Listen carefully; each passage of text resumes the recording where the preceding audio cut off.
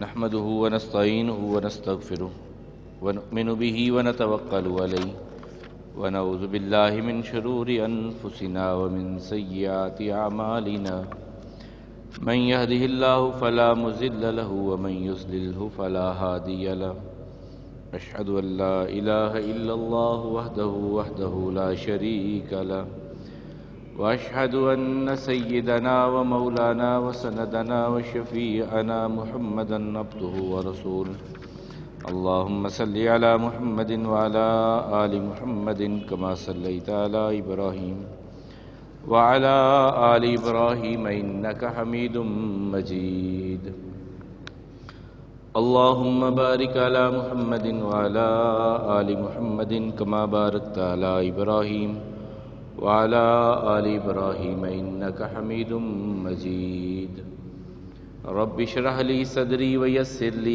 أمري واحلل عقدة من لساني يفقهوا قولي اللهم انفعنا بما علمتنا وعلمنا ما ينفعنا وزدنا علما ربي أوزعني أن أشكر نعمتك التي أنعمت علي وعلى والدي وأن أعمل صالحا ترضاه وأصلح لي في ذريتي إني تبت إليك وإني من المسلمين أما بعد فإن خير الكلام كلام الله وأصدق الحديث حبيب الله صلى الله عليه وسلم وشر الأمور محدثاتها وكل محدثة بدعة كل بدعة ضلالة والضلالة في النار أعوذ بالله السميع العليم من الشيطان الرجيم بسم الله الرحمن الرحيم والعصر إن الإنسان لفي خسر إلا الذين آمنوا وعملوا الصالحات وتواصوا بالحق وتواصوا بالصبر اللہ احکم الحاکمین کی بے پناہ حمد و ثنا کہ جو اس کائنات کے مالک و خالق ہیں، لاکھوں کروڑوں درود و سلام امام الانبیاء والمرسلین امام اعظم جناب محمد کریم علیہ تحیت و تسلیم پہ، رحمت و مغفرت کی دعا صحابہ کرام، تابعین عظام، ائمہ مجتہدین اور تمام مرحومین مسلمین کے لیے، پوری انسانیت کے لیے امن، ایمان اور ہدایت کی دعا کے بعد، انسانی زندگی جس طرح ہم پچھلے جمعہ میں بات کر رہے تھے، ایک امتحان کے لیے ہے، ایک مسلسل امتحان سے ہم سب گزر رہے ہیں، اور اس امتحان کا نتیجہ ہمیں اخروی زندگی میں کامیابی کی شکل میں یا خدا نخواستہ ناکامی کی شکل میں دیکھنا پڑے گا۔ یہ ہمارے یقین اور ایمان ہے کہ ہمیں مر کر دوبارہ زندہ کیا جائے گا، مالک کے سامنے پیش کیا جائے گا، ہم سے ہماری زندگی کا مواخذہ ہوگا، ہم سے ہماری زندگی کا حساب کتاب لیا جائے گا۔ کامیاب وہ ہے جو اس دن کامیاب ہو گیا۔ اللہ ہم سب کو اس دن کی کامیابی نصیب فرمائے، ہماری اولادوں کو بھی اس دن کی کامیابی اللہ نصیب فرمائے۔ جہاں اپنے لیے دعا کیا کریں، وہاں خاص طور پہ اپنی اولاد کے لیے ضرور دعا مانگا کریں۔ یہ والد، خاص طور پہ والد، میں نے پہلے بھی آپ کو کسی جمعہ میں بتایا تھا کہ رسول اللہ صلی اللہ علیہ وسلم فرماتے ہیں کہ باپ کی دعا اللہ تعالیٰ رد نہیں کرتے جو اپنی اولاد کے حق میں مانگتا ہے، تو اپنی اولاد کے لیے بھی اللہ سے خیر کا سوال کیا کریں۔ تو مسلسل امتحان سے ہم گزر رہے ہیں۔ اس امتحان میں غم بھی آتے ہیں، دکھ بھی آتے ہیں، تکلیفیں بھی آتی ہیں، پریشانیاں بھی ہوتی ہیں، خوشی کے لمحات بھی ہوتے ہیں، تکلیف دہ مراحل سے بھی گزرنا پڑتا ہے۔ جہاں اللہ تعالیٰ نے ہمیں زندگی گزارنے کا اصول اور طریقہ رہن سہن کا بیان کیا ہے، وہیں پر ہمیں غم کی کیفیتوں کے بارے میں بھی بتایا ہے کہ اگر تکلیف ہے، مشکل ہے، مشقت ہے، پریشانی ہے، تو تمہارا رویہ اس وقت کیا ہونا چاہیے، جسے ہم عام مفہوم میں صبر کے نام پہ جانتے ہیں کہ صبر کرنا چاہیے۔ صبر ایک بہت بڑی چیز ہے۔ یقیناً بہت بڑی چیز ہے کہ جس میں کے بارے میں اللہ احکم الحاکمین نے فرمایا کہ میں صبر کرنے والوں سے محبت کرتا ہوں، میں پیار کرتا ہوں جو صبر کرنے والے لوگ ہیں، یحب الصابرین، اللہ کہتے میں ان سے پیار کرتا ہوں، محبت کرتا ہوں۔ جس سے اللہ پیار کرتا ہے اس انسان کو کبھی خسارہ نہیں لگ سکتا، اس انسان کو کبھی کمی نہیں آ سکتی جس سے اللہ پیار کرتے ہیں۔ ہاں یہ علیحدہ بات ہے کہ ہمارا سوچنے کا معیار کچھ اور ہے، ہمارا سمجھنے کا معیار کچھ اور ہے، لیکن اللہ تعالیٰ کی طرف سے معاملات کچھ اور ہوتے ہیں۔ جسے ہم کامیابی سمجھتے ہیں ہو سکتا ہے وہ کامیابی نہ ہو، اور جسے ہم ناکامی سمجھتے ہیں اصل میں وہی کامیابی ہو۔ یہ ہمارے سوچنے سمجھنے کے معیارات کی وجہ سے ہوتا ہے۔ اور زندگی میں بھی ہے کہ کوئی انسان یہ سمجھتا ہے کہ کامیابی اچھا گھر بنا لینے میں ہے، کوئی سمجھتا ہے کہ سکسیس جو ہے وہ بڑی سی گاڑی میرے پاس ہو تو میں سکسیسفل زندگی ہے، میری لائف سکسیسفل ہے، اور کوئی سمجھتا ہے کہ میرا بینک بیلنس جو ہے وہ مضبوط ہو تو میں کامیاب ہوں۔ کوئی اپنی ڈگری کو اپنی کامیابی مانتا ہے۔ ٹھیک ہے، دنیا کے لحاظ سے ساری چیزیں ہیں، ہونی بھی چاہیے، اللہ سے مانگنی بھی چاہیے۔ اسلام جو ہے وہ تجرد کی زندگی نہیں، رہبانیت، گوشہ نشینی، چھپ چھاپ کے جو ہے دنیا کو چھوڑ کے کہیں اور چلے جانا، اس کے ترغیب نہیں دیتا۔ انسان کہتے ہیں دنیا میں اسلام کہتا ہے دنیا میں رہ کے، انسانوں کے اندر رہ کر کے اپنی زندگی اچھے طریقے سے گزارو، اپنا ماحول اچھا بناؤ، لوگوں کے ساتھ تمہارا طور طریقہ جو ہے وہ اچھا ہونا چاہیے۔ تو بات ہم کر رہے تھے صبر۔ صبر کہتے کس کو ہیں؟ حبس النفس عن الہم والحزن، اپنے نفس کو روک لینا کسی تکلیف کے وقت میں، اپنی زبان کو حبس اللسانی عن الشکوہ، زبان کو روک لینا شکوے سے، شکایت زبان پہ نہیں آنی، شکوے سے روک لینا، اپنے اعضاء کو روک لینا غم کی کیفیت میں، ان سے کوئی ایسا اظہار نہ ہو جو رب کی ناراضگی کا معاملہ بن جائے۔ اپنے آپ کو روک لینا شکوہ شکایت سے غم کے وقت میں، اور اس کے اجر بڑے ہیں، اس کا صلہ بڑا خوبصورت ہے۔ اللہ احکم الحاکمین فرماتے ہیں کہ ہم ان لوگوں کو جو صبر کرنے والے ہیں بڑے خوبصورت، سورہ فرقان کے آخر پہ فرمایا کہ ہم انہیں ان کے صبر کی وجہ سے عالی شان جو ہے محلوں میں ٹھہرائیں گے، صبر کی وجہ سے۔ اور یہ صبر کی تلقین اور تاکید اللہ تعالیٰ نے انبیاء کرام کو سب سے پہلے کی۔ انبیاء کرام کو صبر کی تلقین کی کہ آپ لوگ وَاصْبِرْ، اے پیارے حبیب علیہ السلام آپ بھی صبر کیجئے، کما صبر اولو العزم من الرسل، جس طرح کے بڑے بڑے عظیم شان رسولوں نے صبر کیا ہے۔ یہی وجہ ہے کہ رسول اللہ صلی اللہ علیہ وسلم کا صبر مثالی ہے۔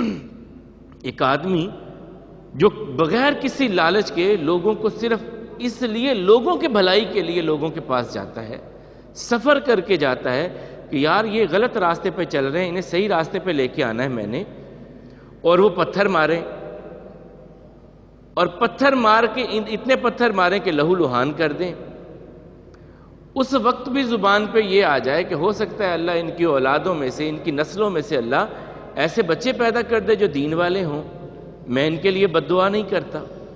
یہ صبر کا کتنا بڑا عالی شان معیار ہے جو رسول اللہ صلی اللہ علیہ وسلم نے ہمارے سامنے رکھا کہ ایک طرف پتھر مار رہے ہیں، یہ نہیں ہے کہ کوئی ان کو نقصان پہنچایا ہے، کوئی تکلیف دی ہے، رسول اللہ صلی اللہ علیہ وسلم نے ان کا کوئی نقصان کر دیا، نہیں، ایسا نہیں ہے۔ انہی کے فائدے کے لیے انہی کے پاس چل کر کے جاتے ہیں، انہیں سمجھاتے ہیں، انہی کی زندگی اور آخرت کا معاملہ ہے، وہ نہیں سمجھتے اور پتھر مارتے ہیں، اور اللہ کے رسول صلی اللہ علیہ وسلم ان کے لیے دعا کرتے ہیں۔ تو صبر کرنا، جس طرح کہ رسول اللہ صلی اللہ علیہ وسلم ایک دفعہ ایک قبر کے پاس سے گزرے تو ایک عورت بیٹھی وہاں پہ، چھوٹی سی قبر تھی، بچے کی قبر تھی، رو رہی تھی عورت۔ تو رسول اللہ صلی اللہ علیہ وسلم اس کے پاس سے گزرے، کہا بی بی صبر کر۔ اب اس عورت کا، اس خاتون کا دھیان نیچے ہے، رو رہی ہے، اس نے نہیں پہچانا کہ یہ رسول اللہ صلی اللہ علیہ وسلم ہیں۔ کہنے لگی آپ پہ یہ مصیبت نہیں نہ آئی، یہ مشکل آپ پہ نہیں آئی، آپ کو کیا پتا اولاد کے جانے کا غم کیا ہوتا ہے، میرا بچہ گیا ہے دنیا سے۔ رسول اللہ صلی اللہ علیہ وسلم خاموشی سے چلے گئے وہاں سے۔ بعد میں بتایا بی بی جانتی ہے کس سے ہم کلام تھی، کون تھے جو تجھ سے بات کر رہے تھے؟ میں نہیں جانتی۔ کہا رسول اللہ صلی اللہ علیہ وسلم اس کے تو ہوش و حواس اڑ گئے ہیں، میں نے کس لہجے میں بات کی ہے؟ رسول اللہ صلی اللہ علیہ وسلم سے۔ اب بھاگی، یہ بقیع سے بھاگی ہے رسول اللہ صلی اللہ علیہ وسلم کے گھر کی طرف، کہتی ہے وہاں پہ کوئی دربان نہیں تھا۔ میں چلی گئی، اندر چلی گئی۔ کہا یا رسول اللہ صلی اللہ علیہ وسلم میں نہیں پہچان پائی آپ کو، میں نے آپ کی آواز کو نہیں پہچان پائی، مجھ سے بس بچے کا غم اتنا تھا، تکلیف اتنی تھی کہ مجھ سے صبر نہیں ہو رہا تھا، اور میں اس کی قبر پہ بیٹھی تھی۔ تو رسول اللہ صلی اللہ علیہ وسلم نے فرمایا بی بی الصبر عند الصدمۃ الاولی، بہترین صبر جو ہوتا ہے صدمے کے آغاز پہ ہوتا ہے۔ جب رو رلا کے آنکھیں ختم آنسوؤں سے تھم جائیں تو پھر کہنا صبر صبر ابتدا ہے، واویلے سے رک جانا ہے۔ اللہ کے حبیب علیہ الصلوۃ والسلام کو اللہ تعالیٰ نے اور کتنا عظیم صبر کے مزاج دکھائے ہیں کہ اپنے ہاتھوں میں رسول اللہ صلی اللہ علیہ وسلم کا نواسا ہے۔ حضرت زینب بڑی بیٹی نے پیغام بھیجا ابا جان گھر تشریف لائیے میرے پاس، خیریت ہے بیٹا؟ کہا میرا بیٹا آپ کا نواسا بیمار ہے، طبیعت اس کی سنبھل نہیں رہی، آپ تشریف لائیے۔ تو رسول اللہ صلی اللہ علیہ وسلم نے ایک دعا بھیجی، فرمایا ان للہ ما آتا وَلَهُ مَا أَخَذَ كُلَّ شَيْءٍ عِندَهُ بِأَجَلٍ مُّسَمًّى فَلْتَصْبِرْ وَلْتَحْتَسِبْ۔ بیٹی ہر چیز کا اللہ کے ہاں ایک وقت ہوتا ہے، جو اللہ کا لے جائے اللہ کا ہی ہے، جو رہنے دے وہ بھی اللہ ہی کا ہے۔ ان للہ ما آتا، جو عطا کرے وہ بھی اللہ کا ہے، وَأَخَذ جو لے جائے وہ بھی اللہ کا ہے۔ ہر چیز کا ایک وقت مقرر ہے۔ فَلْتَصْبِرْ وَلْتَحْتَسِبْ، صبر کر اور اللہ سے اجر حاصل کر۔ انہوں نے پھر پیغام بھیجا نہیں ابا جان آپ تشریف تو لائیں۔ رسول اللہ صلی اللہ علیہ وسلم اٹھے چلے گئے ان کے گھر میں۔ اب نواسا لا کر کے گود میں رکھ دیا رسول اللہ صلی اللہ علیہ وسلم کی، اپنے نواسے کو اپنی گود میں اٹھایا اور نواسا آخری سانسیں لے رہا ہے۔ رسول اللہ صلی اللہ علیہ وسلم کی آنکھوں میں بھی آنسو آ گئے، بچے کی اس کیفیت کو دیکھتے ہوئے آنسو آ گئے۔ تو اس وقت صحابی نے کہا آپ بھی؟ کہاں آنسو آ جانا یہ ایک فطری عمل ہے، لیکن آہو بکا جزا فضا کرنا، زبان سے نوحہ خوانی کرنا، اس کی مجھ کو اجازت نہیں دی گئی، اس کی مجھ کو اجازت نہیں دی گئی۔ تو وہاں پہ بھی رسول اللہ صلی اللہ علیہ وسلم نے، اور خود اپنا بیٹا جب ایک لوہار کے گھر میں دودھ پینے کے لیے چھوڑ دیا گیا، بیٹا پیدا ہوا مدینے میں، باقی بچے تو مکہ میں دونوں بیٹے فوت ہو گئے، تو مدینہ میں آ کر کے حضرت ماریہ قبطیہ رضی اللہ تعالیٰ عنہ جو مصر کی رہنے والی تھیں اور ہماری ماں بننے کا شرف ان کو ملا، تو ان کے ہاں بیٹا پیدا ہوا تو ابراہیم نام رکھا رسول اللہ صلی اللہ علیہ وسلم نے، اور فرمایا میں نے اپنے بابا ابراہیم کے نام پہ اپنے بیٹے کا نام بھی ابراہیم رکھا ہے۔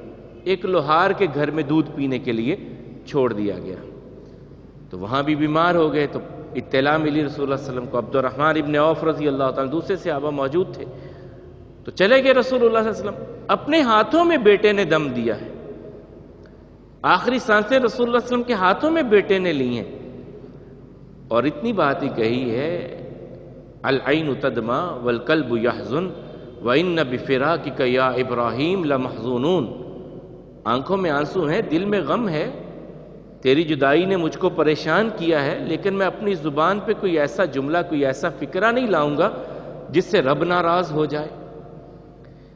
تیری جدائی نے غمگین تو کیا ہے مجھ کو، لیکن میری زبان سے کوئی ایسا جملہ کوئی ایسا فکرہ نہیں نکلے گا جس سے اللہ ناراض ہو جائے۔ صبر کا اعلیٰ ترین معیار رسول اللہ صلی اللہ علیہ وسلم نے مقرر کیا۔ زندگی میں مشکل آتی ہیں، پریشانیاں ہوتی ہیں، اور حدیث مبارک ہے، حدیث قدسی ہے، رسول اللہ صلی اللہ علیہ وسلم فرماتے ہیں کہ جب کسی کا بچہ چھوٹا فوت ہوتا ہے نا، تو اللہ تعالیٰ فرشتوں کو پوچھتے ہیں میرے بندے کے جگر کا ٹکڑا تم لائے ہو، میرا بندہ کیا کر رہا تھا، کیا کہتا تھا، جب اس کا بچہ فوت ہوا تو وہ میرا بندہ کیا کہہ رہا تھا؟ تو فرشتے جواب دیتے ہیں یا اللہ حمیدک، تیری حمد کہہ رہا تھا، وسترجع، اور اِنَّ لِلَّهِ وَإِنَّ إِلَيْهِ راجعون کہہ رہا تھا کہ جو کچھ ہے اللہ کا ہے، ہم نے بھی اللہ کی بارگاہ میں جانا ہے، یہی کہہ رہا تھا۔ اللہ تعالیٰ کہتے ہیں اچھا فَابْنُوا لَهُ بَيْتًا فِي الْجَنَّةِ، میرے اس بندے کے لیے جنت میں ایک گھر بناؤ، وَسَمُّوهُ بَيْتَ الْحَمْدِ، اور اس کے باہر نیم پلیٹ پہ لکھ دو کہ یہ بیت الحمد ہے میرے اس بندے کے لیے جس نے اس مشکل وقت میں بھی میری حمد کی اور میری ہی بزرگی اس نے بیان کی ہے، اس کے لیے جنت میں گھر بنا دو۔ اور اس کے لیے اللہ تعالیٰ کہتے ہیں کہ دیکھو وَاسْتَعِینُوا بِالصَّبْرِ وَالصَّلَاةِ، تمہیں مشکلات آتی ہیں، پریشانی آتی ہے، اگر میری مدد تم کو چاہیے تو اس کے دو ذریعے ہیں، میری مدد تم کو حاصل ہو جائے گی۔ دو ذرائع ہیں میری مدد حاصل کرنے کے، الصبر، صبر کرو، دوسرا والصلاۃ، نماز پڑھو۔ صبر اور نماز جتنی تمہاری زندگی میں آئے گی اتنی ہی میری مدد تم کو حاصل ہوگی، یہ اللہ تعالیٰ کا فرمان ہے، یہ اللہ تعالیٰ کا کہنا ہے کہ میری مدد تمہیں چاہیے تو تم اپنی زندگی میں دو چیزیں لے آؤ، نماز اور صبر۔ بدقسمتی ہے کہ ہم بھی ان دونوں چیزوں سے خالی ہوتے جا رہے ہیں، ہماری زندگیاں خالی ہوتی جا رہی ہیں، صبر بھی نہیں ہوتا۔ ذرا سی مشکل آتی ہے تو ہم گھبرا جاتے ہیں، پریشان ہو جاتے ہیں، ڈپریشن میں آ جاتے ہیں، مایوسی کی طرف چلے جاتے ہیں اور بھول جاتے ہیں۔ ایک صبر کرنے والے کی بات آپ کے سامنے رکھیں، بھائیوں نے بڑی مخالفت کی، کہا جب تک یہ بھائی ہمارا ہے نا، باپ کی نظر میں ہماری کوئی وقت نہیں ہے، اس بھائی کو کسی طرح باپ کی نظروں سے دور کر دو۔ یہ بھائی جو ہمارا ہمارے باپ کا بڑا چہیتا ہے، اسے باپ کی نظروں سے دور کرو گے تو تمہاری اہمیت باپ کی نظروں میں کچھ بنے گی۔ اس بھائی کو بہانے سے لے گئے اور ایک کنویں میں گرا دیا۔ وہ کنویں میں گرنے والا بھائی صبر کر رہا ہے، کنویں سے نکلے، بک گئے، غلام بن گئے، غلام بن کے خدمت میں چلے گئے، خادم کی حیثیت سے اپنے مالک کی خدمت میں لگے ہیں، لیکن صبر ہے زندگی میں، زندگی میں صبر ہے، واویلا نہیں ہے۔ آہو بکانی لو، میں فلاں اتنے بڑے خاندان کا، اور آج میں کہاں، صبر کا دامن نہیں چھوڑا۔ پھر وقت آیا، ایسا مشکل وقت آیا کہ اللہ کے جلیل القدر پیغمبر اور ایک عالی خاندان کے کہ جن کے بارے میں رسول اللہ صلی اللہ علیہ وسلم فرماتے ہیں کریم، ابن کریم، ابن کریم، ابن کریم، یعنی 4 کریموں کی جو ہے وہ ان کا نام لے کے رسول اللہ صلی اللہ علیہ وسلم نے کہا،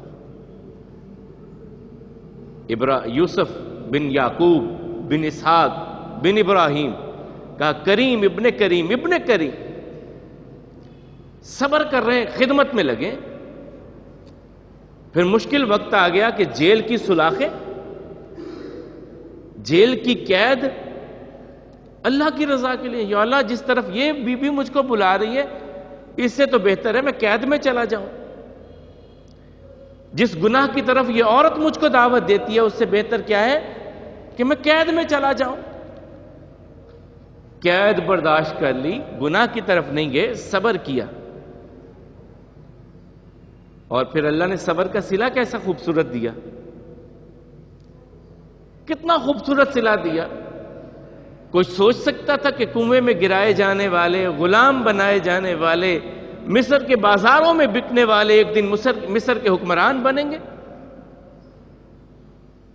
وہی بھائی جو باپ کی نظروں سے دور کر رہے تھے کہ اس کو باپ کے سامنے نہیں ہونا چاہیے، وہی بھائی آ کر کے سائل بنے ان کے در پہ، غلہ مانگنے کے لیے وہی بھائی آئے اور کہنے لگے ہم پہ صدقہ کیجئے، وتصدق علینا، ہم پہ صدقہ کیجئے۔ یہ صبر ہے، جب صبر انسان کرتا ہے تو مشکلات ٹلتی ہیں، حوصلہ ہونا چاہیے،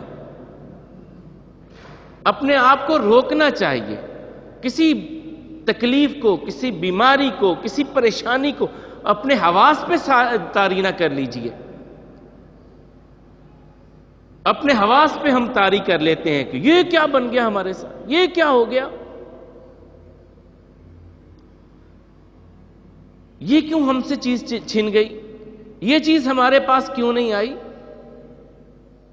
اللہ سے بڑھ کر ہمیں جاننے والا کوئی نہیں ہے، ہماری ضرورتوں کو سمجھنے والا کوئی نہیں ہے، اللہ سے بڑھ کر بھی کوئی سمجھتا ہے۔ جب یہ یقین اور ایمان ہمارا ہے کہ ہمارا رب ہمیں دیکھ رہا ہے، ہر حال میں، ہر لمحے ہم پہ نظر کیے ہوئے ہے، تو پھر گھبرانا کیوں ہے، پھر پریشانیاں کیوں، پھر زبان پہ شکوے شکایتیں کس چیز کی؟ کیا ہمارا رب ہمیں تنہا چھوڑ دے گا؟ کیا ہمارا رب ہمیں اپنی رحمت عطا نہیں کرے گا؟ اگر اس نے ہمارے لیے یہ دن منتخب کیے ہیں تو الحمدللہ۔ ایام نداولھا بین الناس، وہ دنوں کو انسانوں کے درمیان پھیرتے ہیں۔ آزمائش تو آزمائش ہے، تکلیف سے بھی آئے گی تو الحمدللہ۔ اور صبر کا ایک بہت بڑا واقعہ سیدہ انس رضی اللہ تعالیٰ عنہ بیان کرتے ہیں، ام سلیم کا۔ یہ بی بی ہیں، اللہ نے بیٹا دیا ان کو، بیٹا دیا تو بیٹا بیمار ہو گیا۔ خاوند جا رہے کام پہ جا رہے تو بیوی کو کہنے لگے بچے کا خیال رکھنا، بیمار ہے بچہ، میرا بھی تو بیٹا ہے، میں بھی تو خیال رکھوں گی۔ خاوند کام پہ چلے گئے، شام کو جب خاوند کے آنے کا وقت ہوا تو بیٹا فوت ہو گیا۔ اس بی بی کا حوصلہ اور صبر دیکھیے، بیٹے کی ڈیڈ باڈی کو اٹھایا، پچھلے کمرے میں رکھ دیا، اور گھر کے سب افراد کو کہا کہ کوئی میرے بتانے کے بغیر میرے خاوند کو نہیں بتائے گا کہ بیٹا فوت ہو گیا۔ سارے دن کا مزدوری کر کے آیا، تھکا بیچارہ، آتے ہی میں اسے بیٹے کی، اس کا ہارٹ فیل نہ ہو جائے، آ کر کے بیٹے کی ڈیڈ باڈی دیکھے گا تو اس کا ہارٹ فیل۔ بچے کی میت کو اٹھایا، پچھلے کمرے میں رکھ دیا، اور سب کو منع کر دیا، خبردار کوئی نہیں بتائے گا۔ خاوند گھر میں آیا اور آتے پوچھا بچے کا کیا حال ہے؟ کہا پہلے سے بہتر حالت میں ہے، پہلے سے بہتر حالت میں ہے۔ اچھا، کھانا وانا دیا، کھانا کھایا، تھکے تھے سو گئے، کھانا کھاتے سو گئے، اٹھے صبح غسل وغیرہ کیا، غسل کرنے کے بعد جانے لگے مسجد میں فجر کے لیے، تو بیوی نے ہاتھ پکڑ لیا اور ہاتھ پکڑ کے پوچھا اگر کوئی بندہ آپ کے پاس امانت رکھواتا ہے اور وہ امانت واپس لینا چاہیے تو امانت دے دینی چاہیے واپس؟ کہاں، امانت تو لوٹا دینی چاہیے۔ کہا پھر اللہ نے ہمیں بیٹا دیا تھا، امانت تھی اللہ کی، اللہ لے گیا۔ کہا کب؟ کہا وہ کل جب آپ گھر لوٹے تھے، آپ کے آنے سے کچھ دیر پہلے ہی بیٹا فوت ہو گیا، تو اس وقت نہیں بتایا تم نے مجھ کو؟ کہا اللہ کے بندے تو تھکا ہارا آیا تھا، میں نہیں چاہتی تھی کہ تیری پریشانی میں اضافہ کروں، میں نہیں چاہتی تھی، روک لیا۔ بتا، اب کہتے اچھا اب نماز کا وقت ہے، مجھے جانے دے۔ مسجد میں آئے، نماز پڑھی، رسول اللہ صلی اللہ علیہ وسلم کے پاس بیٹھ گئے، یا رسول اللہ صلی اللہ علیہ وسلم آج میرے ساتھ یہ واقعہ پیش آیا ہے، میرا بیٹا ایسے ایسے تھا، بیمار تھا تو فوت ہو گیا، میری بیوی نے مجھ کو بتایا ہی نہیں، اب صبح بتلایا ہے۔ تو رسول اللہ صلی اللہ علیہ وسلم نے فرمایا، کہا اچھا جو تو نے آج اپنی بیوی سے رات گزاری ہے، اللہ اس میں بڑی برکتیں عطا کریں گے۔ اللہ تعالیٰ نے پھر 9 بیٹے دیے اور 9 کے 9 ہی حافظ قرآن بنے، 9 کے 9 ہی۔ تابعی کہتے ہیں میں دیکھتا تھا ان کو ایسے جوان اور سب قرآن کے قاری اور سب قرآن کے حافظ۔ یہ ہے صبر، یہ ہے حوصلہ کر جانا دکھ تکلیف میں، پریشانی میں۔ اللہ کے رسول صلی اللہ علیہ وسلم کے سگے چچا شہید ہو گئے، حضرت حمزہ رضی اللہ تعالیٰ عنہ، مسلح کر دیا گیا، ناک کان کاٹ دیے گئے۔ تو رسول اللہ صلی اللہ علیہ وسلم نے انگلیوں کی پوروں سے پہچانا کہ یہ تو میرے چچا ہیں۔ جب میتیں ساری درست کی گئیں، سب کو رکھا گیا، اکٹھا کیا گیا، تو رسول اللہ صلی اللہ علیہ وسلم کی پھوپھی کو پتہ چلا کہ میرا بھائی تو شہید ہو گیا احد میں، تو یہ آئی ہیں میت دیکھنے کے لیے، اپنے بھائی کی لاش دیکھنے کے لیے۔ رسول اللہ صلی اللہ علیہ وسلم نے دیکھ لیا تو ان کے بیٹے اپنے پھپھی زاد بھائی حضرت زبیر بن عوام رضی اللہ تعالیٰ کو بھیجا کہ وہ تمہاری اماں آ رہی ہیں، پھپھو آ رہی ہیں، ان کو منع کر دو وہ نہ آئیں ادھر۔ کیوں؟ بھائی کی ناش دیکھیں گی تو ہو سکتا ہے زبان سے کوئی جملہ ایسا نکل جائے، صبر نہ کر پائیں تو انہیں روک دو۔ حضرت زبیر گیر رضی اللہ تعالیٰ عنہ کہا اماں جان رسول اللہ صلی اللہ علیہ وسلم کہتے ہیں کہ آپ میدان کی طرف نہیں آئیں گی، آپ واپس جائیں۔ کیوں بیٹا؟ میں نے اپنے بھائی کی ناش دیکھنی ہے، تدفین تو وہیں احد میں ہونی تھی، میں نے اپنے بھائی کی ناش دیکھنی ہے۔ کہا نہیں، رسول اللہ صلی اللہ علیہ وسلم کہتے ہیں کہ آپ کوئی جزا فضا کی طرف بے صبری کا مظاہرہ۔ تو حضرت صفیہ کہنے لگیں کہ جاؤ جا کے کہ رسول اللہ صلی اللہ علیہ وسلم سے کہو کہ میں بھی انہی کی پھپھی ہوں، صبر کروں گی میں۔ تو پھر آئی ہیں۔ تو یہ چیزیں آج ہم جو بیان کریں ہم بے حوصلہ ہو جاتے ہیں، مایوسی کی طرف چلے جاتے ہیں، ہم پریشانیوں کو اپنے اوپر سوار کر لیتے ہیں۔ تھوڑا سا کہیں سے کوئی پریشانی آ گئی، کسی کا کوئی جملہ ایسا سن لیا کہ جو ہمیں ناگوار گزرتا ہے تو ہم ایسے ہی پریشان ہو جاتے ہیں، یار یہ اس نے کیا کہہ دیا۔ کبھی دکان پہ تھوڑا سا مندہ آ گیا تو ہم اس مشکل کو اپنے اوپر سوار کر لیتے ہیں۔ کبھی خاندان میں کوئی ایسی کٹھنائی آ گئی تو ہم اس پریشانی کو اپنے اوپر سوار کر لیتے ہیں۔ صبر نہیں ہوتا، ہم حوصلہ نہیں کرتے، مایوسی کی طرف اپنے آپ کو دھکیل لیتے ہیں۔ ان ساری چیزوں سے بچنا ہے۔ رسول اللہ صلی اللہ علیہ وسلم فرماتے ہیں مومن بندے کا تو معاملہ ہی اللہ تعالیٰ کے ہاں بڑا خوبصورت ہے، بندہ مومن کا معاملہ اللہ کے ہاں بہت خوبصورت ہے۔ جب اللہ تعالیٰ کی طرف سے نعمتیں ملتی ہیں تو شکر ادا کرتا ہے، اللہ تعالیٰ نعمتوں میں بھی اضافہ کر دیتے ہیں اور اجر بھی عطا کرتے ہیں۔ اور جب کبھی پریشانی آتی ہے تو صبر کرتا ہے، پھر اللہ تعالیٰ اس صبر کا اس کو اجر بھی عطا کرتے ہیں اور پریشانیوں کو دور بھی اللہ تعالیٰ کر دیتے ہیں۔ تو صبر اور حوصلہ، اپنے آپ کو روکنا، اپنے اندر ضبط پیدا کرنا، اور اس کا بدلہ دنیا میں بھی اللہ دیتے ہیں۔ ابھی ہم نے یوسف علیہ السلام کی بات کی ہے کہ کتنی سخت آزمائشیں ہیں، کتنا سخت معاملہ ہے، لیکن صبر کر گئے اور اللہ نے دنیا میں حکمرانی عطا کی، بادشاہتیں عطا کی۔ رسول اللہ صلی اللہ علیہ وسلم کو دیکھ لیں، کتنے صبر کے ساتھ زندگی گزار کے جب مکہ میں فاتح کی حیثیت سے داخل ہوئے ہیں، قوم قبیلہ سارا سامنے تھا، صحن کعبہ وہی تھا جس صحن کعبہ میں رسول اللہ صلی اللہ علیہ وسلم کو نماز نہیں پڑھنے دیتے تھے، اسی صحن کعبہ میں رسول اللہ صلی اللہ علیہ وسلم ایک فاتح کی حیثیت سے، اور سامنے مفتوح ہیں، مغلوب ہیں سب۔ اس وقت سوال کرتے ہیں بتاؤ بھائی اب میرا تمہارے ساتھ سلوک کیسا ہونا چاہیے، میں تمہارے ساتھ کیا سلوک کروں، اب تم بتاؤ۔ یہ سارا حرم اس کے چپے چپا گواہ ہے کہ تم نے میرے ساتھیوں پہ کیسے ظلم کیے، میری دعوت کو روکنے کے لیے کیا کیا ہتھ کنڈے تم نے اختیار کیے، سب گواہ ہیں اس بات کے۔ اب بتاؤ میرا رویہ تمہارے ساتھ کیا ہونا چاہیے۔ تو ایک ہی بات کہی تھی، انت کریم ابن کریم، آپ کریم ہیں، کریم باپ کے بیٹے ہیں۔ تو رسول اللہ صلی اللہ علیہ وسلم نے وہی الفاظ دہرائے جو سیدنا یوسف علیہ السلام نے دہرائے تھے، لا تثریب علیکم اليوم، آج میں کسی سے کوئی مواخذہ نہیں کروں گا، کسی سے کوئی جواب دہی نہیں ہوگی، کسی سے کوئی کسی کو سزا نہیں ہوگی، انتم مطلقاء، تم سب آزاد ہو۔ یہ بڑے صبر اور بڑے حوصلے کی بات ہے،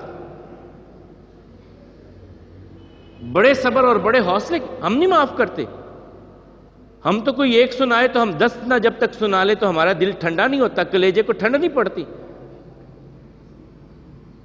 ہمارے بچوں میں ہم وہی رویے ڈیولپ کر رہے ہیں، اپنے بچوں میں۔ بچہ کہیں سے آ جائے اور آ کر کے کہے کہ فلاں نے آج مجھ کو یہ بات کہی ہے، تو ہم کہتے تیرے منہ میں زبان نہیں تھی، تو بھی جواب دیتا اس کو۔ اگر اس نے گالی نکالی تھی تو تو بھی گالی نکالتا اس کو، تو بھی کہتا اس کو۔ یہ رویے ہم ڈیولپ کر رہے ہیں اپنے بچوں کو۔ اگر اس نے تیرے تھپڑ لگایا تھا، تیرے ہاتھ نہیں تھا، تو بھی لگا دیتا۔ صبر نہیں اپنے بچوں کو سکھاتے۔ پھر وہی بچے جب کل کو ہم دوسروں کے بارے میں ان کی تربیت یہ کرتے ہیں تو وہی ہمارے منہ کو آتے ہیں۔ پھر جب ہم بچوں کو بڑھاوا دیں گے، انہیں شاہ دیں گے دوسروں کے بارے میں، تو وہ بچے ہمارے ساتھ بھی پھر کل وہی رویہ رکھیں گے۔ پھر شکوہ کس چیز کا، پھر شکایت کس چیز کی؟ تیرے چچا نے، میں جانتا ہوں ایک جگہ پہ ہمارے کچھ جاننے والے تھے، ان کی جائیداد کا کچھ تنازع تھا، بھائیوں کے درمیان دکان کا تنازع بنا تو تنازع میں بھتیجے نے اٹھ کر کے چچا کو گالی دے دی۔ چچا کو گالی دی تو اس کے باپ نے اس کے منہ پہ ایک تھپڑ مارا، کہنے لگا ابا جان چچا ہماری مخالفت کرے، میں نے اس کو کہا تو آپ نے کیوں نہ کہا؟ بہن اس کی بھی وہی ہے، بہن میری بھی وہی ہے، تو کون ہوتا ہے ہمارے معاملے میں؟ وہ میرا بھائی، میں اس کا بھائی، ہم جو مرضی کریں، تمہارا تعلق نہیں ہے، تمہارے لیے عزت کی جگہ ہے، احترام کی جگہ ہے، وہ تمہارا چچا ہے، میرا بھائی ہے، ہم آپس میں جس طرح مرضی کر لیں، میں اس کا بھائی ہوں، وہ میرا بھائی ہے، تمہارا حق نہیں بنتا کہ تم ہمارے معاملے میں بات کرو۔ معاملات ایسے سلجھتے ہیں، ایسے درست ہوتے ہیں، ان کا معاملہ حل ہو گیا۔ جب ہم بچوں کو شاید دیتے ہیں، اللہ کوئی بات نہیں، آ تو تیرے جیسا تو سیانا ہی کوئی نہیں ساتھ، تو یہ رویوں کو بدلنے کی ضرورت ہے۔ آج ہماری گفتگو تھی صبر کے حوالے سے، آج ہماری گفتگو تھی اپنے آپ کو، صبر کیا ہوتا ہے؟ حبس النفس عن المعصیہ، اپنے آپ کو روک لینا، تکلیف کے وقت میں، پریشانی کے وقت میں، دکھ کے وقت میں اپنے آپ پہ کنٹرول کرنا۔ واللسان عن الشکوہ، اپنی زبان کو شکوے سے روک لینا، اپنے اعضاء کو شکوے سے روک لینا، یہ صبر ہے۔ اور اللہ تعالیٰ کہتے ہیں کہ میں صبر کرنے والوں کے ساتھ ہوں، میں صبر کرنے والوں سے پیار کرتا ہوں۔ وہ صبر عن المعاصی بھی ہو سکتا ہے، بیماری ہے، تکلیف ہے، اس میں صبر کر جانا، اپنے آپ کو روک لینا۔ کوئی دنیاوی پریشانی آ گئی ہے، اس پہ اپنے آپ کو روک لینا، کنٹرول کر لینا اپنے آپ پہ، جزا فضا کی طرف نہیں جانا، نوحے کی طرف نہیں جانا، شکوہ شکایت کی طرف نہیں جانا، یہ صبر ہے۔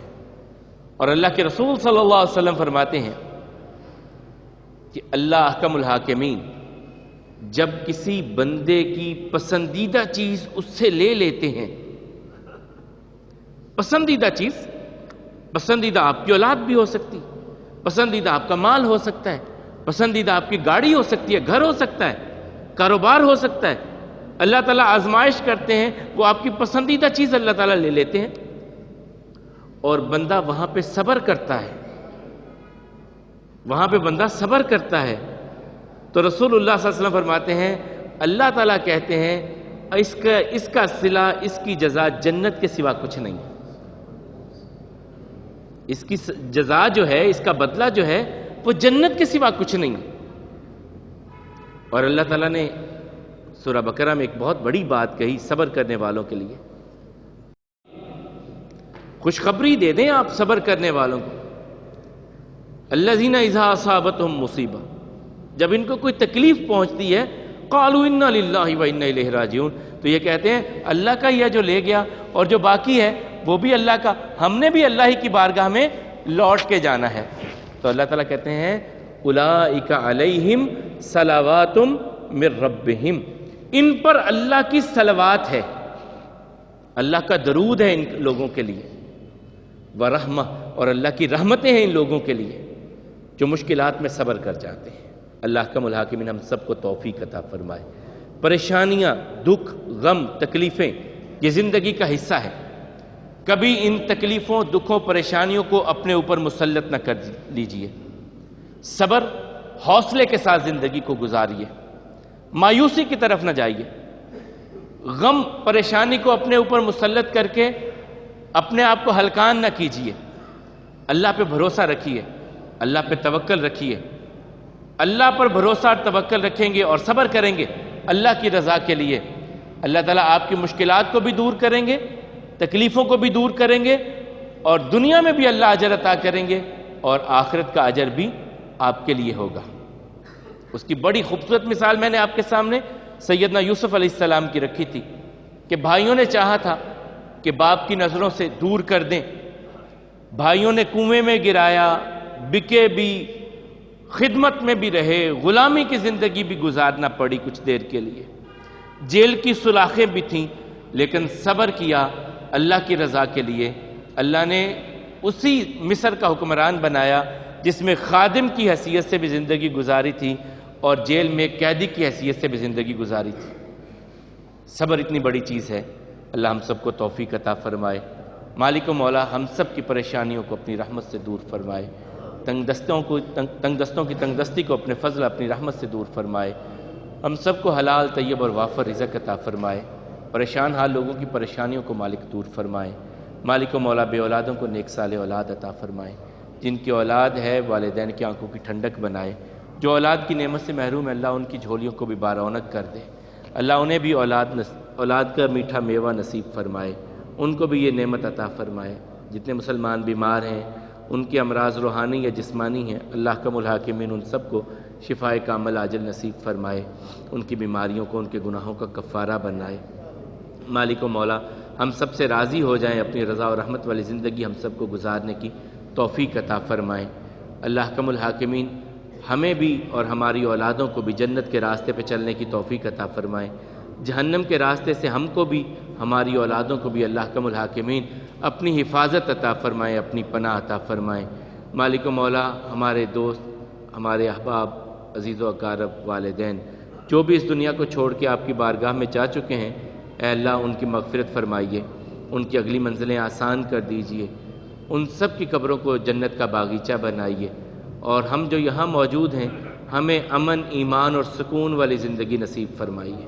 مالک و مولا ہم سب کو امن، ایمان اور سکون والی زندگی عطا فرمائیے، ہمارے گھروں پہ اپنی رحمتیں نازل فرمائیے، ہمارے گھروں پہ اپنی رحمتیں نازل فرمائیے، اور ہمارے کاروباروں میں برکت عطا فرمائیے، خیر عطا فرمائیے، ہم سب کو اچھی دنیا اچھی آخرت ہم سب کو عطا فرمائیے، اور قبر کے عذاب، جہنم کے عذاب سے ہم سب کی حفاظت فرمائیے، جنت الفردوس عطا فرمائیے۔ اقول قولی ھذا والحمد للہ، استغفر اللہ لی ولکم ولسائر المسلمین۔